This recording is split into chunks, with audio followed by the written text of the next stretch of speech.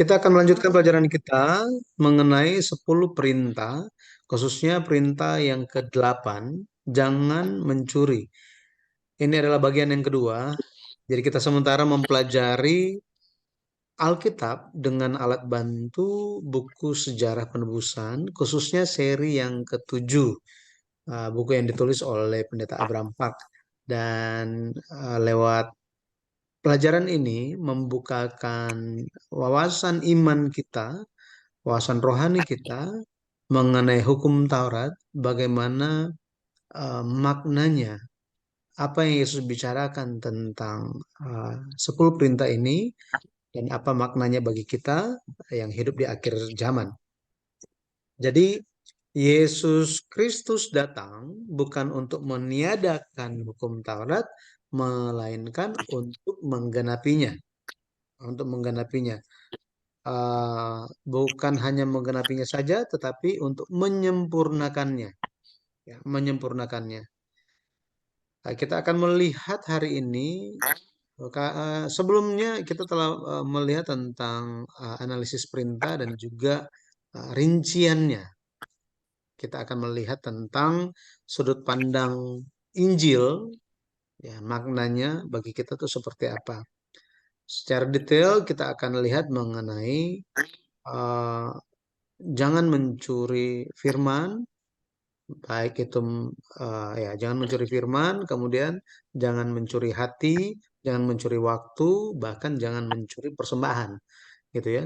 Ini kita akan lihat semuanya dari sudut pandang sejarah penebusan. Oke. Hmm, ya, jadi perluasan dari sudut pandang Injil kita akan lihat itu hari ini. Ya, terakhir kita telah melihat bersama-sama bahwa pencurian itu bukan mengenai hal-hal yang kelihatan dengan mata saja, tetapi juga tentang hal-hal yang tidak kelihatan, hal-hal yang tidak kelihatan. Kita akan merenungkan hal-hal, beberapa hal sehubungan dengan kehidupan, kesejahteraan, kebebasan, dan juga kebahagiaan. Hal-hal ini tidak boleh dicuri, gitu ya. Tidak boleh mencuri hidup orang lain, tidak boleh mencuri kesejahteraan orang lain, tidak boleh mencuri kebebasan orang lain, tidak boleh mencuri kebahagiaan orang lain. Nah, yang pertama kita akan lihat mengenai tidak boleh mencuri firman. Tidak boleh mencuri firman. Hal yang kita perlu sadari bahwa firman Tuhan itu dicatat di dalam Alkitab, dan ini diberikan untuk menunjukkan jalan penyelamatan. Akan tetapi Alkitab atau Injil pun itu merupakan suatu rahasia. Nah, suatu rahasia, dan untuk rahasia ini tidak dicuri oleh si jahat, maka Allah mencatat Alkitab itu dalam bentuk simbol, perumpamaan, bahkan seperti kiasan, gitu ya, kiasan. Makanya firman yang dijelaskan itu hanya untuk anak-anak kerajaan, tetapi untuk selain dari anak-anak kerajaan itu diberitakan firman itu hanya disampaikan dalam bentuk perumpamaan, simbol, dengan tujuan supaya si jahat tidak mengetahuinya. Ya, si jahat tidak mengetahuinya. Karena ketika iblis tahu rahasia tentang firman, maka pekerjaan Tuhan itu bisa terganggu, kehendak Tuhan itu bisa diganggu. Sebagai contoh, ketika rahasia tentang kelahiran Yesus Kristus itu dinyatakan kepada Herodes, nah, kita bisa lihat apa yang terjadi, ya. Ya, yang terjadi sangat-sangat mengerikan, dan kehendak Tuhan itu terganggu gara-gara hal tersebut. Makanya kalau kita lihat di dalam Alkitab ada muncul ekspresi-ekspresi tentang sosok-sosok yang mengganggu, pekerjaan Tuhan, ya, pekerjaan Tuhan. Nah, itu bisa kita lihat ada ular gitu ya di Taman Eden, kemudian ada iblis, naga merah, setan, dan ternyata bukan hanya sekedar apa yang dibayangkan, tetapi itu muncul secara nyata dalam rupa nabi-nabi palsu. Mereka nabi tetapi palsu. Nabi itu merupakan orang-orang yang dipercayakan firman Allah. Tetapi ada nabi palsu. Ya, ada nabi palsu. Makanya Tuhan berbicara mengenai mereka di Yeremia 23 ayat 30 bahwa Yeremia 23 ayat 30 dikatakan, sebab itu sesungguhnya aku akan menjadi lawan para nabi. Demikianlah firman Tuhan. Yang mencuri firmanku masing-masing dari temannya. Uh, jadi ini ada pause sebentar gitu ya. Tapi kalau kita kita lihat yang mencuri firmanku ini menunjuk kepada siapa? Ini menunjuk kepada para nabi. Jadi para nabi mereka mencuri katanya. Ya, jadi ada nabi-nabi ini menunjuk kepada nabi-nabi palsu, mencuri firman Tuhan dari temannya, dari yang nabi-nabi yang benar gitu ya. Kata mencuri di sini di dalam bahasa Ibrani itu adalah ganap. Ganap bahasa Ibraninya memiliki arti merebut atau membawa lari dengan diam-diam. Jadi itu merupakan firman dari Tuhan, tetapi nabi-nabi palsu ini menggunakannya secara paksa, mengambil secara paksa dan mendesak firman itu seolah-olah dialah yang menjadi sumbernya. Jadi dia nabi-nabi palsu ini membawa lari dengan diam-diam firman Tuhan untuk kepentingannya sendiri. Nah, seperti apa bentuknya? Kalau kita lihat hal-hal yang mereka lakukan itu mereka berbohong. Mereka berbohong. Nabi-nabi palsu ini berbohong. Mereka berkata-kata dengan perkataan yang meyakinkan. Ya, perkataan yang meyakinkan. Jadi mereka menyatakan kepada umat Tuhan bahwa oh ya, firman yang kami terima itu langsung dari Allah. Kamilah yang menerimanya, bukan orang yang lain. Nah, jadi mereka berbohong dengan sangat-sangat serius. Mereka sangat meyakinkan, ya, sangat-sangat meyakinkan. Kemudian apalagi mereka dengan berani bernubuat. Nah ini, mereka dengan berani bernubuat, mengatakan sesuatu hal atau mengatakan hal-hal yang sebenarnya bukan firman Tuhan. Jadi bukan firman Tuhan, tetapi mereka berkata bahwa, oh firman Tuhan telah datang kepadaku, dan mereka sampaikan seolah-olah itu adalah firman Tuhan. Seolah-olah itu adalah firman Tuhan. Yeremia 23 ayat 31 dikatakan, sesungguhnya aku akan menjadi lawan para nabi. Demikianlah firman Tuhan. Yang memakai lidahnya sewenang-wenang untuk mengutarakan firman ilahi. Jadi mereka tidak diutus oleh Allah, tetapi mereka bernubuat tentang hal-hal yang palsu. Jadi mereka berbicara atau mengada-ada, gitu ya, membuat itu perkataan-perkataan yang dibuat-buat, ya, untuk tujuan sendiri, untuk tujuan pribadi. Ini merupakan tindakan mencuri katanya. Di ayat 30 kan, Yeremia 23 ayat 30 dikatakan itu mencuri, mencuri firman. Ya, dan Allah tidak akan membiarkan mereka demikian begitu saja, tetapi Allah akan menghukum mereka. Ini nabi-nabi palsu yang mencuri firman. Ayat yang ke-32 mencatat hal itu. Ya, ya, ayat 32. Sesungguhnya aku akan menjadi lawan mereka yang menubuatkan mimpi-mimpi dusta. Demikianlah firman Tuhan. Dan yang menceritakannya serta menyesatkan umatku dengan dustanya dan dengan buahnya. Aku ini tidak pernah mengutus mereka dan tidak pernah memerintahkan mereka. Mereka sama sekali tiada berguna untuk bangsa ini. Demikianlah firman Tuhan. Nah, jadi Allah akan menjadi lawan dari nabi-nabi palsu itu. Hal tersebut, nabi-nabi palsu ini bukan hanya muncul di Perjanjian Lama, tetapi di Perjanjian Baru pun muncul. Makanya rasul-rasul telah memperingatkan memperingatkan hal ini bahwa di hari akhir akan muncul, bahkan di zaman mereka pun sudah muncul. Yesus sudah memperingatkan mengenai hal ini bahwa tanda kedatangan anak manusia, tanda kedatangan kembali Tuhan Yesus Kristus itu dimulai dengan tampilnya Mesias palsu. Jadi bukan hanya nabi palsu tetapi Mesias palsu.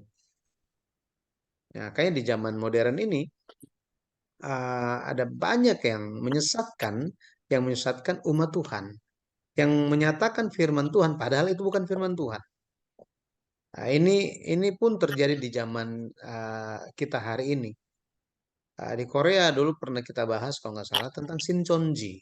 Ya, Shincheonji. Shincheonji itu benar-benar gereja yang menyimpang dan sangat-sangat besar, tersebar di seluruh dunia. Dan ini lebih parah dari Jehovah Witness. Lebih parah. Karena ini mereka pergerakannya itu ah wah, sangat-sangat berbahaya dan merusak. Sangat-sangat merusak gereja, bukan hanya merusak gereja, mereka juga membuat apa ya? eh, Membuat skenario untuk menjatuhkan pendeta.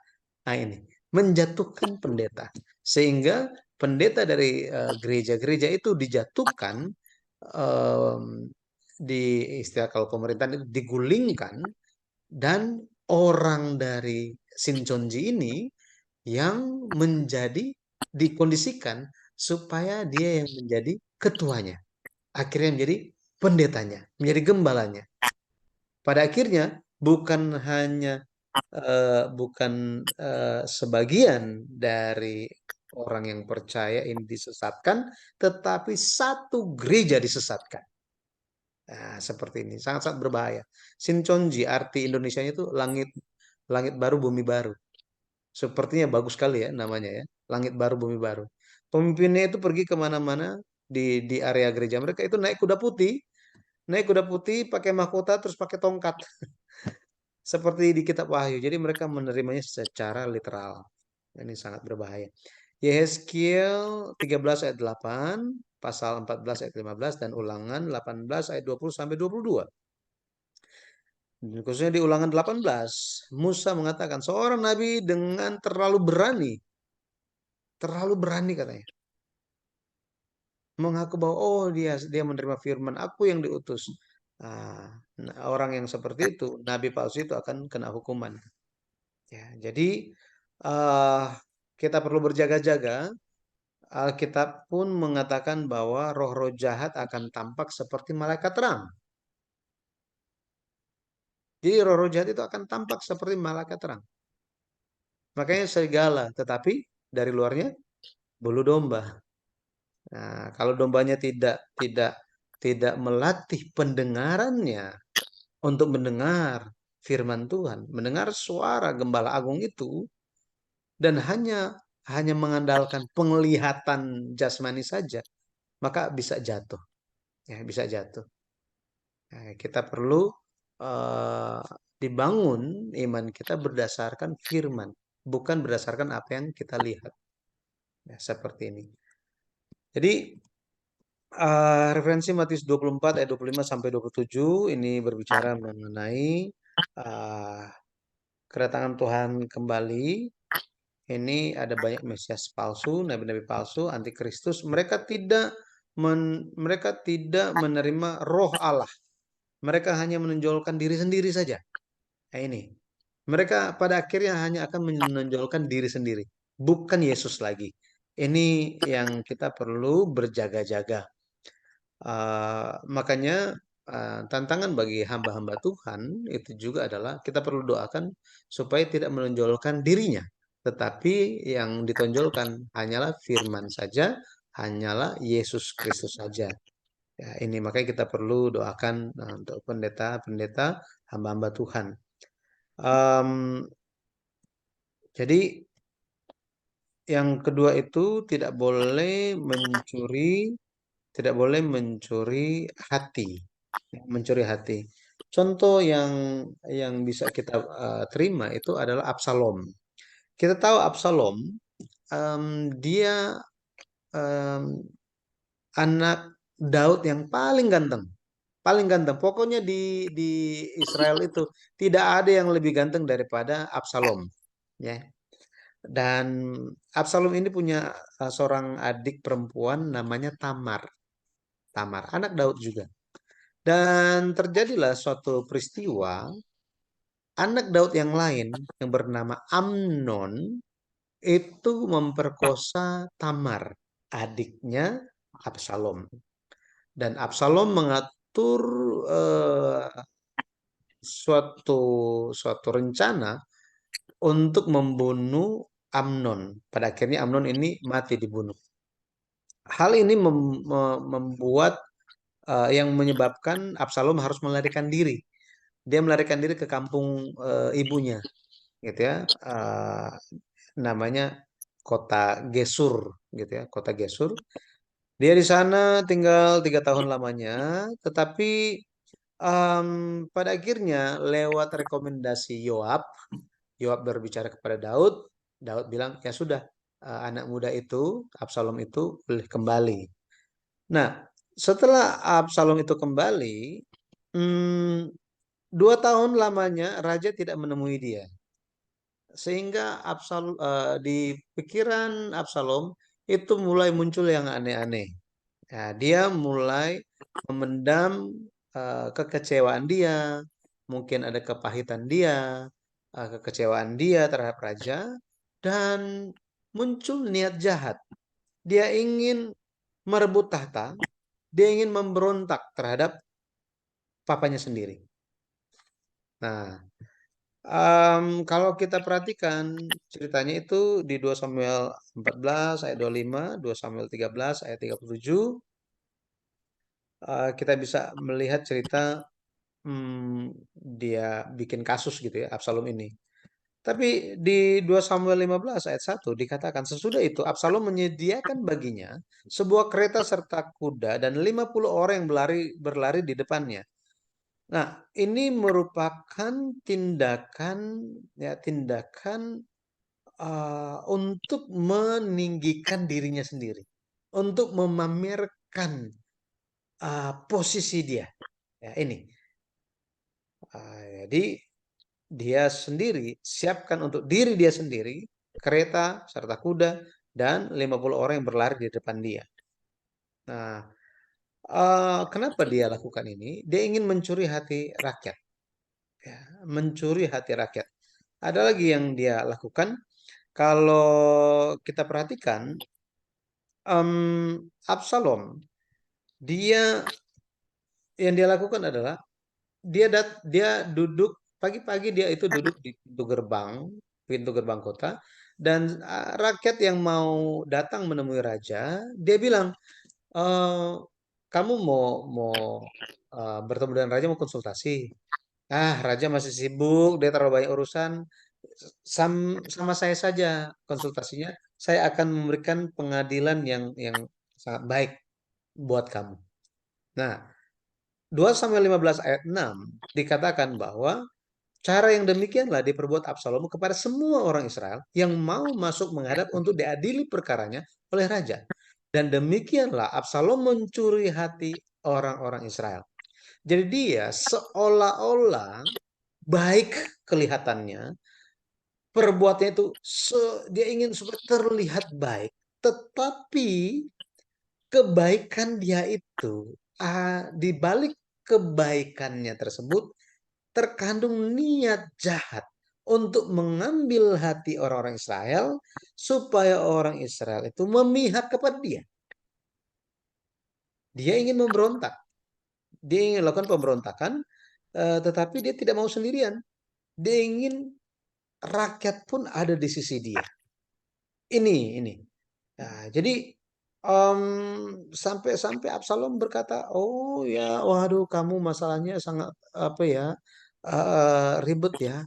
Ya sebenarnya itu kamu yang benar. Oh, kayaknya ya sayang ya, kamu sudah mengalami semua hal ini, tetapi kayaknya eh, raja tidak mendengarkan kamu. Kayaknya akan baik deh kalau ada diangkat raja yang benar-benar memperhatikan, mendengarkan keluhanmu, pokoknya yang istilahnya apa ada di hati rakyat, yang raja yang baik sekali kalau ada raja yang eh, mewakili rakyat kecil. Ini kayaknya ada bau-bau kemiripan dengan menjelang pilpres gitu ya. Nah, tetapi ya seperti ini terjadi, mencuri hati orang-orang Israel, mencuri hati.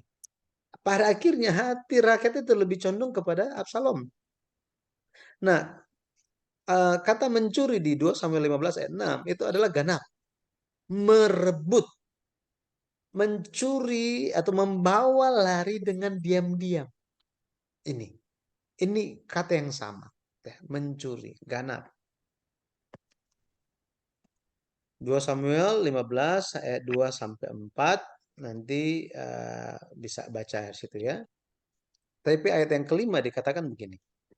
Kita coba bayangkan ya apa tindakan tindakan dari Absalom. Apabila seseorang datang mendekat untuk sujud menyembah kepadanya, maka diulurkannya tangannya, dipegangnya orang itu dan diciumnya. Jadi ada orang yang mau datang kepada Raja Daud, tetapi karena ada Absalom di situ, Absalom panggil. Nah, rakyat itu sujud kepada dia, kemudian Absalom itu berdiri, memegang orang itu, diciumnya. Jadi sikapnya seolah-olah itu baiknya luar biasa.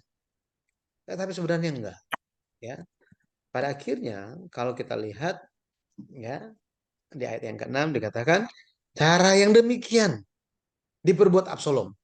Jadi mementingkan caranya, caranya. Karena cara itu yang terlihat oleh mata. Tetapi hati Absalom yang sebenarnya dia sedang mencuri hati orang Israel. Dia pergi, dia minta izin ke Daud supaya diizinkan dia pergi ke Hebron. Katanya dia ingin membayarkan nazar dia. Ada dia pernah bernazar di hadapan Tuhan. Oh, karena ini bicara mengenai menggenapi nazar terhadap Tuhan, Daud bilang, ya silakan pergi.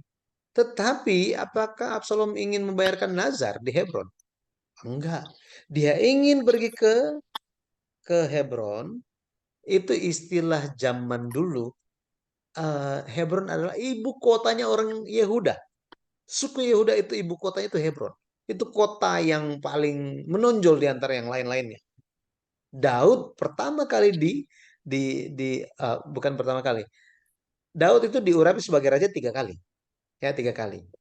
Yang pertama, waktu dia di depan papanya, depan keluarganya, depan saudara-saudaranya. Itu yang pertama. Yang kedua, itu dia diurapi sebagai raja atas suku Yehuda dan Benyamin. Itu pada akhirnya dia memerintah di Hebron atas 2 suku. Setelah waktu berlalu, Saul mati, dia menjadi raja atas seluruh Israel dan dia diurapi, gitu ya, menjadi raja atas seluruh Israel. Jadi tiga kali dia diurapi menjadi raja. Nah, eh, diurapi menjadi raja yang pertama dan kedua, yang kedua dan ketiga terjadinya di Hebron. Nah, Hebron menjadi tempat strategis untuk menyatakan eh, siapa yang memegang tahta. Nah, Absalom telah tahu mengenai hal ini dan dia pergi ke Hebron. Di sana dia meniup nafiri dan membuat orang-orang menyatakan atau memproklamasikan, mengumumkan Absalom adalah raja. Ya, Absalom adalah raja. 2 Samuel 15 ayat 7 sampai 8.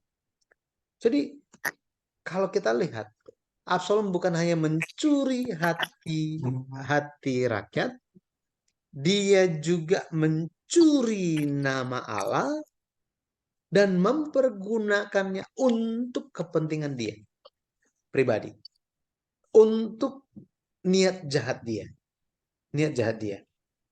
Tanpa disadari pada akhirnya rakyat Israel memihak kepada Absalom. Absalom dan berpartisipasi dalam pemberontakan. Nah, seperti ini. Jadi um, Kalau kita lihat Yesus berbicara mengenai pencuri, Yohanes 10 ayat 10 dikatakan pencuri datang hanya untuk mencuri dan membunuh dan membinasakan. Aku datang supaya mereka mempunyai hidup dan mempunyainya dalam segala kelimpahan. Yesus ini sementara bicara tentang apa? Yohanes pasal 10 berbicara tentang Yesus menyatakan dirinya sebagai gembala. Gembala. Ya, Yesus adalah gembala. Domba-dombaku mengenal suaraku.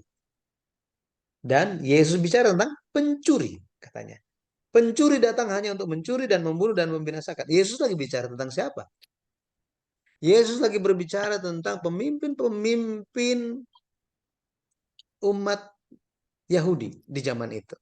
Mereka yang menjadi pemimpin di bait suci, mereka yang menjadi pemimpin di dalam masyarakat. Yesus katakan mereka adalah pencuri yang datang hanya untuk mencuri dan membunuh dan membinasakan. Yesus bandingkan dengan apa yang Yesus lakukan. Yesus katakan apa? Aku datang supaya mereka ini umat Israel, domba-domba, mempunyai hidup dan mempunyainya dalam segala kelimpahan. Makanya peringatan Yesus ini pun berlaku sampai zaman sekarang. Akan muncul banyak hamba-hamba Tuhan yang palsu. Yang palsu. Kita nggak judge siapa yang palsu atau bagaimana gitu ya. Tetapi kita perlu berjaga-jaga mengenai hal ini karena Yesus sudah peringatkan. Jadi hamba-hamba Tuhan itu hanya ingin mencuri hati jemaat untuk kepentingannya sendiri, bukannya mengarahkan jemaat berfokus kepada Tuhan. Nah, ini yang harus berjaga-jaga. Makanya benar apa yang kitab Amsal katakan di Amsal 16 ayat 32 bahwa menjaga hati itu lebih sulit dibandingkan menjaga kota. Jadi jaga untuk melindungi kota itu lebih gampang daripada melindungi hati, menjaga hati. Nah, kita pun harus menjaga hati kita masing-masing. Nah, itu sebabnya Yeremia 4 ayat 4 dikatakan sunatlah dirimu bagi Tuhan dan jauhkanlah kulit katan hatimu. Jadi hati yang ada dosa, hati yang ada pelanggaran, hati yang ada niat jahat, benar-benar itu harus kita singkirkan dari hati kita. Ya, kita perlu firman Tuhan untuk memotongnya. Karena Ibrani 4 ayat 12 dikatakan bahwa firman Tuhan itu seperti pedang. Ya, pedang bermata dua yang tajam, menusuk sangat dalam. Memisahkan roh dan jiwa katanya. Jadi kita perlu firman Tuhan untuk kita bisa melihat seperti apa diri kita. Ada bagian-bagian yang harus dipotong, itu kita harus potong. Kita harus singkirkan. Ya, jadi pencuri, si jahat yang menyelinap tanpa kita ketahui, tanpa kita sadari menyelinap masuk ke dalam hati kita, pada akhirnya pencuri itu akan kita bisa keluarkan. Karena di dalam setiap manusia yang telah jatuh dosa ada baik dan jahat di dalam dirinya. Siapapun dia, termasuk pendeta, termasuk saya, gitu ya. Jadi kita perlu lewat firman Tuhan, kita perlu mengenal diri kita. Perlu mengenal diri kita dan hal-hal yang tidak berkenan kepada Tuhan. Ketika kita melihatnya lewat firman Tuhan, kita pun bisa mengeluarkannya, ya, memisahkannya. Makanya Yesus lewat pengajarannya dan juga rasul-rasul mengajarkan supaya kita memiliki pikiran, ya, pikiran Yesus. Filipi 2 ayat 5, Paulus menasihati, hendaklah kamu dalam hidupmu bersama menaruh pikiran dan perasaan yang terdapat juga dalam Kristus Yesus. Ini nasihat Tuhan. Ya. Jika kita memiliki hati Kristus, pikiran Kristus, perasaan Kristus, maka yang jahat itu pun akan dienyahkan. Pencuri itu pun tidak akan ada di dalam kita. Ya, ini yang menjadi tugas kita semua sebagai pengikut Yesus. Kemudian kita tidak boleh mencuri waktu. Tidak boleh mencuri waktu. Waktu itu dipercayakan oleh Allah kepada semua orang. Dan Tuhan berikan sama kepada semua manusia. Ya, Tuhan berikan waktu itu. Dan pada akhirnya waktu itu menjadi hal yang berharga. Gitu ya, hal yang berharga. Kita pun harus menjaganya. Misalnya 1 tahun dipinjamkan kepada kita, maka kita perlu menggunakannya dengan baik. Gitu ya.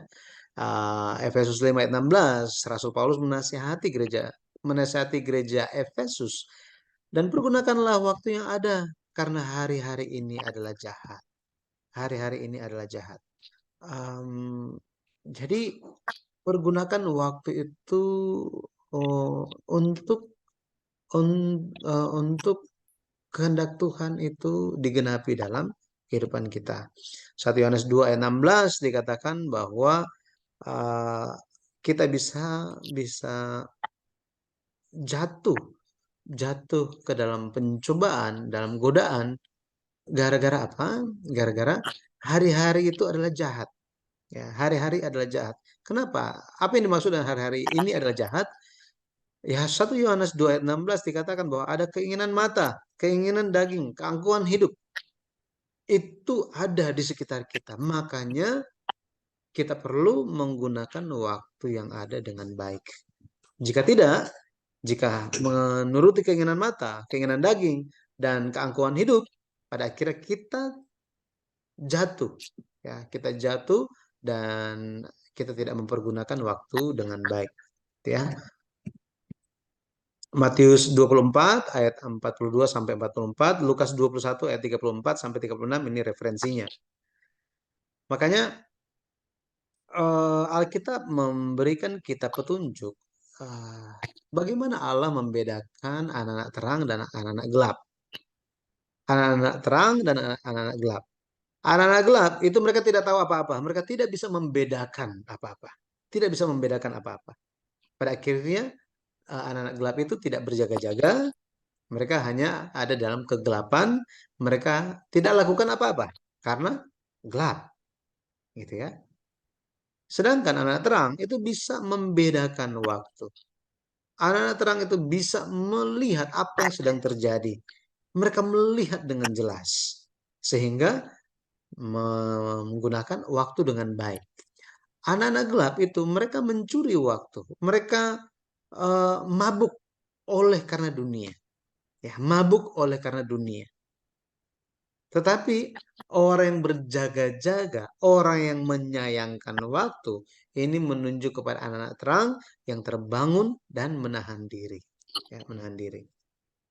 Ya, 1 Tesalonika, nanti bisa lihat 1 Tesalonika 5 ayat 1 sampai 8. Ya, 1 sampai 8. Jadi kita perlu menjalani waktu itu dengan bijaksana. Ada lagu kan yang diambil dari salah satu ayat kitab Mazmur. Ajar kami Tuhan menghitung hari-hari agar kami beroleh hati bijaksana. Uh, itu maksudnya bukan bahwa kita itu memiliki hikmat untuk oh ya jalani hidupnya baik gitu. Bukan sekedar itu, tapi kita perlu mempergunakan hari-hari, waktu-waktu yang diberikan itu dengan bijaksana. Ya, bijaksana sesuai dengan bagaimana kehendak Tuhan atas kita. Yang keempat, tidak boleh mencuri bagian persembahan dan perpuluhan. Kalau kita lihat, apa yang menyebabkan Adam dan Hawa itu diusir dari Taman Eden, apa yang menyebabkan mereka itu jatuh dalam dosa, itu karena mereka mencuri apa yang dilarang oleh Tuhan, gitu. Apa yang dilarang oleh Tuhan. Jadi Tuhan bilang, kalau kita baca di Kejadian pasal 2 ayat 15 dan seterusnya, Tuhan katakan, semua pohon dalam taman ini kamu bebas makan buahnya. Boleh, semuanya boleh. Kecuali pohon yang ada di tengah-tengah taman itu, pohon tentang pengetahuan yang baik dan yang jahat itu. Jangan kamu makan buahnya. Jadi semuanya boleh kecuali yang satu. Kecuali yang satu. konsep perpuluhan itu sudah ada di dalam Taman Eden. Sudah ada. Bahwa apa? Semua boleh kecuali yang satu itu. Maka itu cuma satu. Di antara yang lain cuma satu. Perpuluhan, gitu ya, perpuluhan. Yang 90 milik kita, tetapi yang 10 itu milik Tuhan. Gitu ya. 9 itu milik kita, yang satu itu milik Tuhan. Nah, itu konsepnya sudah ada di dalam Taman Eden. Tetapi apa yang terjadi? Yang terjadi adalah manusia, Adam dan Hawa, melanggar hal itu. Mereka mencuri dari apa yang menjadi milik Tuhan. Apa yang dilarang oleh Tuhan. Gitu. Jadi pada akhirnya Allah membuat manusia itu mengusahakan hati mereka. Mengusahakan hati mereka. Dan untuk mengusahakan hati itu dilakukan lewat persembahan. Ya, lewat memberikan korban persembahan. Jadi korban persembahan di zaman dulu itu merupakan mediator untuk menyelesaikan masalah dosa. Untuk menyelesaikan eh, masalah hubungan yang terputus itu. Itu sebabnya konsep persembahan, memberikan korban bakaran di hadapan Tuhan untuk memulihkan hubungan antara Allah dan manusia itu langsung ditampakkan di dalam keluarga Adam. Benar ya? Di dalam keluarga Adam. Dalam hal memberikan persembahan. Ya, persembahan. Makanya dikatakan di mana hatimu berada, disitulah di mana hartamu berada, disitulah hatimu berada. Gitu. Nah, jadi harta kita ada di mana? Harta kita ada di mana? Maka hati kita akan ada di situ. Allah tidak menerima korban persembahan Kain, tetapi Allah menerima korban persembahan Habel. Jika Kain memiliki hikmat, dia akan melihat bahwa, wah, persembahan saya ini tidak diterima oleh Tuhan.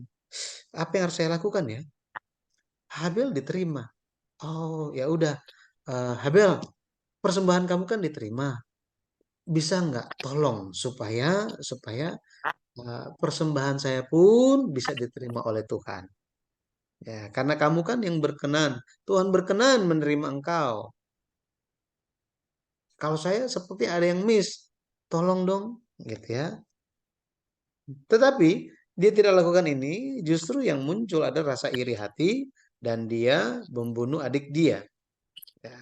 Maka kalau kita lihat tanah hati itu harus diusahakan, harus diusahakan secara terus-menerus. Nah, selama 4.000 tahun Allah memberikan tiga macam tiga macam alat untuk mengusahakan hati manusia. Yang pertama Allah berikan hukum Taurat. Hukum Taurat itu diberikan supaya manusia bisa menyadari tanah hati mereka itu seperti apa, kerasnya seperti apa, dosa dan kejahatan seperti apa. Sehingga lewat kesadaran ini mereka bisa berubah. Ada keinginan untuk berubah. Yang kedua, Tuhan berikan mereka nabi-nabi. Nabi-nabi diberikan kepada umat Israel selama waktu yang panjang supaya mereka mendapat nasihat dan teguran. Supaya mereka menerima nasihat dan teguran. Ini. Tetapi kalau kita tidak berhenti di sini, Allah memberikan nubuatan-nubuatan. Apa yang akan terjadi di masa depan? Sehingga lewat nubuatan-nubuatan ini, manusia bisa sadar, orang Israel bisa sadar bahwa Tuhan akan menggenapi semua firman-Nya, maka kita perlu mempersiapkan hati kita. Pada akhirnya, sebelum kedatangan Tuhan, Tuhan menyuruh Nabi Maleaki, nabi terakhir di Perjanjian Lama, untuk memeriksa kondisi tanah hati umat Israel. Tetapi ketika dicek, diperiksa, apakah umat Israel itu mereka lolos pengecekan? Ternyata tidak lolos. Ya, tidak lolos. Tidak lolos sama sekali mereka. Kalau kita baca di Malaki 1 ayat 2 bagaimana ditugaskan untuk periksa, ya, untuk cek. Ternyata tidak lolos. Tidak lolos. Ya. Malaikat 3 ayat 7, kalau kita lihat, Allah mengatakan bagaimana? Sejak zaman nenek moyangmu, kamu telah menyimpang dari ketetapanku dan tidak memeliharanya. Tuhan bilang apa? Kembalilah kepadaku, maka aku akan kembali kepadamu. Demikian firman Tuhan semesta alam. Terus umat Israel bilang apa? Dengan cara bagaimana kami harus kembali? Ya, dengan cara yang seperti apa? Dan Tuhan kasih tahu caranya, gitu ya. Tuhan kasih tahu caranya. Sebelum itu Tuhan bilang di ayat yang ke-9, Malaikat 3 ayat 9, kamu telah kena kutuk, tetapi kamu masih menipu aku. Masih menipu aku katanya. Nah, di sini kata menipu itu kaba. Ini beda dengan mencuri. Mencuri itu ganap. Betul ya? Ganap. Merebut atau membawa lari dengan diam-diam. Dengan diam-diam. Tetapi kata kaba di sini lebih keras. Merampas dengan kekerasan atau mencuri dengan menipu. Jadi di depan mata, bukan diam-diam. Di depan mata. Jadi orang Israel telah kena kutuk, tetapi mereka masih menipu Tuhan. Masih mencuri dari Tuhan di depan mata Tuhan. Masih merampas dengan paksa di depan Tuhan. Ketika mendengar ini, orang Israel bilang apa? Orang Israel bilang, ya, dengan cara yang bagaimana katanya? Ya, dengan cara yang bagaimana? Hmm, dengan cara yang bagaimana katanya? Gitu ya. Ini sebentar saya tampilkan kayaknya. Nah, sini ayat yang ke-10, ayat yang ke-10, Tuhan bilang apa? Bawalah seluruh persembahan persepuluhan itu ke dalam rumah perbendaharaan, supaya ada persediaan makanan di rumahku, dan ujilah aku, firman Tuhan semesta alam. Apakah aku tidak membukakan bagimu tingkap-tingkap langit dan mencurahkan berkat kepadamu sampai berkelimpahan? Nah, jadi di sini Tuhan menekankan bahwa mereka melakukan hal yang apa ya? eh, Mereka melakukan pencurian, dosa pencurian, ketidaksiapan umat Israel yang terutama itu adalah mereka mencuri apa yang menjadi milik Tuhan. Dan yang pertama dikatakan itu tentang persepuluhan, ya, persepuluhan.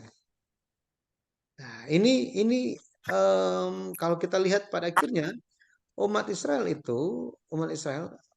melihat bahwa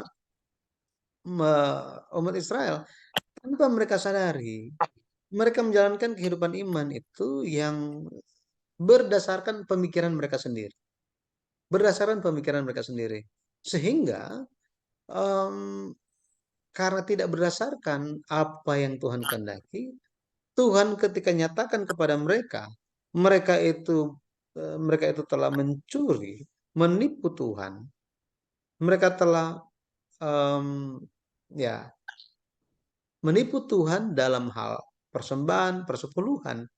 Pada akhirnya membuka suatu fakta bahwa orang Israel dalam hati mereka, tanah hati mereka itu belum diusahakan juga, belum dipersiapkan, belum dicangkul, belum disiapkan, ya, belum ada pertobatan di dalam mereka.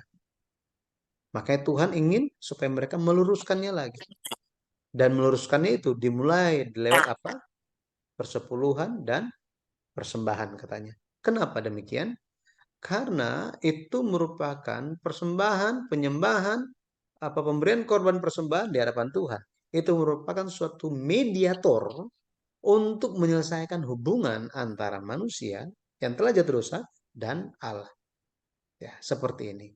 Makanya orang Israel terhadap orang Israel Allah menegur mereka dan mengatakan kepada mereka bahwa mereka perlu untuk berbalik kepada Tuhan. Ya, harus memperhatikan. Kenapa? Karena Tuhan menekankan hal ini. Karena di dalam hati orang Israel, harta mereka adalah uang mereka, adalah ternak mereka, adalah kepemilikan mereka. Ini hati mereka ada di situ. Tuhan, hati mereka tidak di Tuhan. Hati bahwa apa? Hati mereka tidak di Tuhan, hati mereka ada di harta mereka ada di kepemilikan mereka. Di uang, di ternak, di kebun, hasil panen, dan lain-lain. Ternyata harta mereka, Tuhan bukanlah harta mereka. Karena jika Tuhan adalah harta mereka, maka hati mereka ada pada Tuhan, yang adalah harta mereka. Tetapi harta mereka ada di hal-hal yang lain selain Tuhan.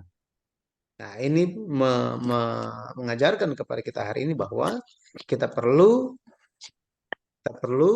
uh, senantiasa berjaga-jaga bahwa dan menyadari dan meneguhkan iman kita bahwa Yesuslah harta terbesar kita. Yesuslah harta sejati kita. Yes. Itulah yang dapat membuat hati kita ada tertuju kepada Yesus. Kepada Yesus. Sehingga kita tidak jatuh ke dalam yaitu keinginan mata, keinginan daging, dan keangkuhan hidup. Nah, Amin. pada akhirnya saya berdoa dalam nama Tuhan Yesus Kristus, kita semua bisa menjaga perintah ke-8 ini, jangan mencuri, sesuai dengan apa yang Tuhan tetapkan, baik itu mengenai firman Tuhan, kita memilikinya hanya untuk kemuliaan Tuhan saja, mengenai waktu, mengenai penyembahan, persembahan kita, kiranya kita lakukan semuanya demi kemuliaan Tuhan. Nah, pada akhirnya Tuhan pun akan memberkati kita dengan berkelimpahan. Amin. Amin. Ya, ini pelajaran kita sampai di sini. Semoga bisa dipahami. Ada yang mau bertanya? Ada yang mau disampaikan? Silakan. Sebenarnya saya mau tanya yang tidak dengan pelajaran yang barusan ini, tapi saya lagi baca sejarah penebusan. Di situ umur orang sampai dengan Nabi Nuh sampai ratusan tahun. Apakah itu tahun sama dengan sekarang atau sebelum Masehi ya? Lain ya perhitungannya ya, Pastor? Baik. Jadi tahun-tahun di dalam Alkitab itu memang sering diperdebatkan. Dalam menjaga tahun-tahun itu juga, orang Yahudi, misalnya orang Yahudi, itu mereka menjaga tahun, kalender mereka itu berdasarkan lunar atau bulan. Sedangkan kita satu dunia ini menggunakan standar kalender matahari. Nah, sebelum kalender matahari ini metode Gregorian digunakan, sebelumnya itu kita menggunakan Julian, kalender Julian. Jadi telah terjadi perubahan kalender, gitu ya. Ini standar penanggalan. Tapi standar itu juga mempengaruhi jumlah hari dalam satu tahun. Jumlah hari dalam satu tahun. Nah, pertanyaannya seperti yang Ibu bilang tadi, apakah tahun-tahun di dalam Alkitab itu sama dengan tahun-tahun modern sekarang? Nah, ini gitu ya. Apakah berbeda atau enggak? Di dalam Alkitab itu ada standar 30 hari. Ada standar 30 hari untuk satu bulan, 30 hari. Alkitab memperkenalkan hal itu. Nanti di lain kesempatan kita bisa bahas tentang. Tetapi tahun Masehi itu tahun sekarang ini, dan tahun sebelum Masehi menggunakan sistem yang sama, bahwa satu minggu sama dengan 7 hari. Gitu ya. Sejak kejadian pasal 1 sampai hari ini, meskipun jumlah hari dalam satu tahun itu berubah beberapa kali, tetapi satu hal yang tetap sama adalah apa? Satu minggu adalah 7 hari. Ini tidak pernah berubah sejak penciptaan sampai hari ini. Maka bapak-bapak leluhur iman yang di kitab Kejadian ini gimana jadinya? Adam hidup sampai 930 tahun. 930 tahun. Apakah eh, ulang tahun dia sama seperti ulang tahun kita? Ini kan ya yang menjadi pertanyaan sebenarnya. Apakah ulang tahun dia sama seperti ulang tahun kita? Bahwa oh ya tahun depan saya pun ya 45 tahun gitu. Tahun depan dalam standar standar satu satu minggu 7 hari. Apakah sama? Itu tetap sama ya, tetap sama.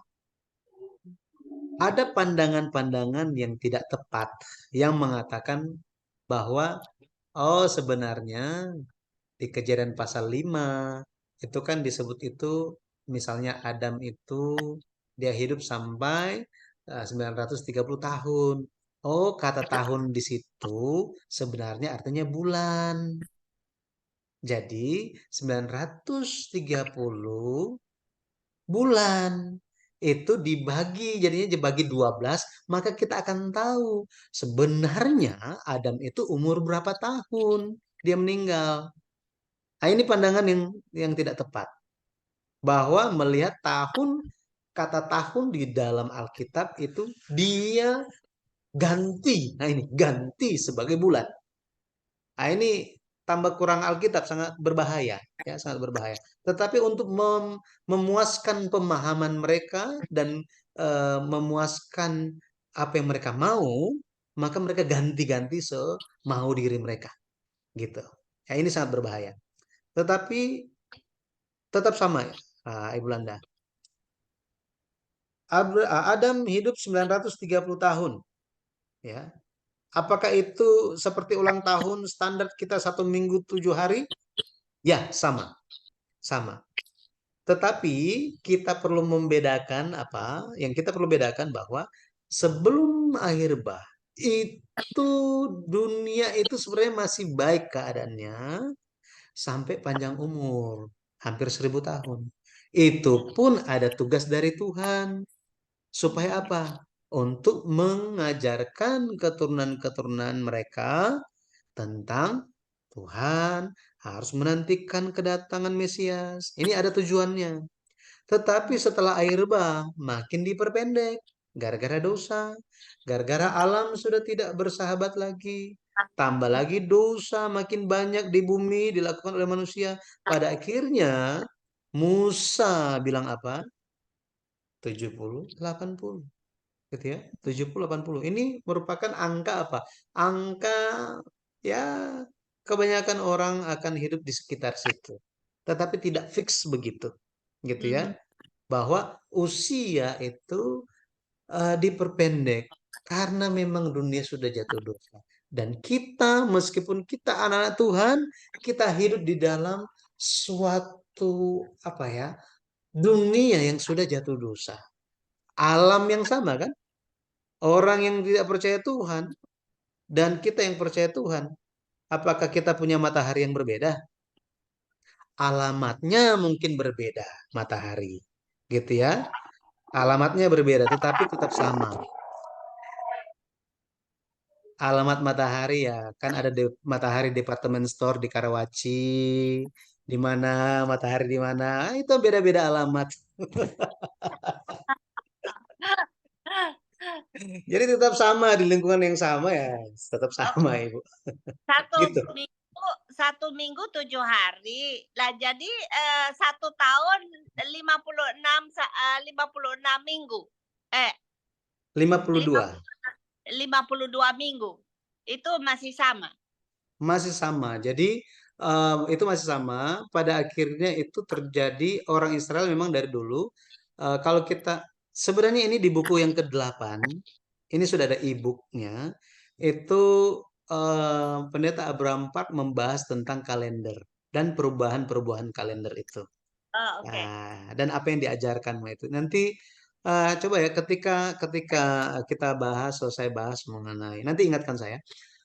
Setelah kita membahas tentang 10 perintah ini, mungkin kita break serialnya, kita coba bahas mengenai tahun-tahun, gitu ya. Oke. Ya. Eh, yang tadi hari, kemudian bagaimana. Ini sebenarnya ada di buku yang ke-8 dibahas itu dengan jelas, ya, gitu Ibu. Okay, thank you. Terima kasih. Silakan ada lagi.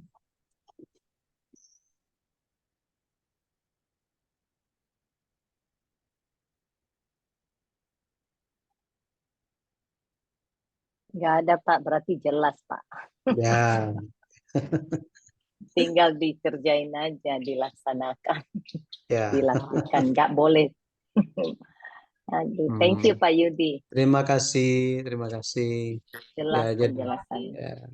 Jadi memang ya salah satunya mengenai ya tadi tentang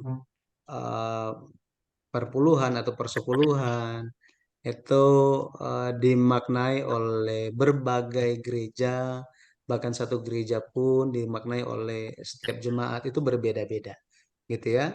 Jadi mengenai hal ini tidak perlu diperdebatkan karena pada akhirnya berbalik kepada dasar iman, gitu ya. Bagaimana orang melihatnya. Tetapi satu hal yang tetap sama itu adalah firman Tuhan, gitu ya, firman Tuhan. Dan firman Tuhan seperti yang Yesus katakan itu tidak berubah. Yang berubah adalah pemahaman manusianya. Ini pemahamannya. Jadi kita perlu untuk melihatnya dengan bijak, dengan tuntunan Roh Tuhan, dan kita bertumbuh di dalam pemahaman itu. Dan saya percaya ketika dalam pemahaman kita bertumbuh, Roh Kudus bekerja di dalam kita, maka uh, tindakan kita, sikap kita terhadap firman itu pun, bagaimana kita menjalankan firman itu pun akan semakin dewasa. Ya. Tapi semua yang kita lakukan biarlah berdasarkan iman. Ya, karena hal-hal yang kita lakukan tanpa iman itu menjadi dosa, katanya. Ya, jika engkau ragu, ya engkau ragu, itu bisa menjadi dosa, katanya. Jadi mari kita jalankan uh, uh, kehidupan iman kita, perbuatan iman kita, pemahaman iman kita itu dengan percaya kepada Tuhan dan memuliakan Tuhan saja, bukan untuk manusia. Ini bukan untuk manusia, tapi untuk Tuhan. Baik, oke. Terima kasih. Kita tutup dengan doa Bapa kami. Bapa kami yang di sorga, dikuduskanlah namamu, datanglah kerajaanmu, jadilah kehendak-mu di bumi seperti di sorga. Berikanlah kami pada hari ini makanan kami yang secukupnya, dan ampunilah kami akan kesalahan kami, seperti kami juga mengampuni orang yang bersalah kepada kami. Dan janganlah membawa kami ke dalam pencobaan, tetapi lepaskanlah kami daripada yang jahat.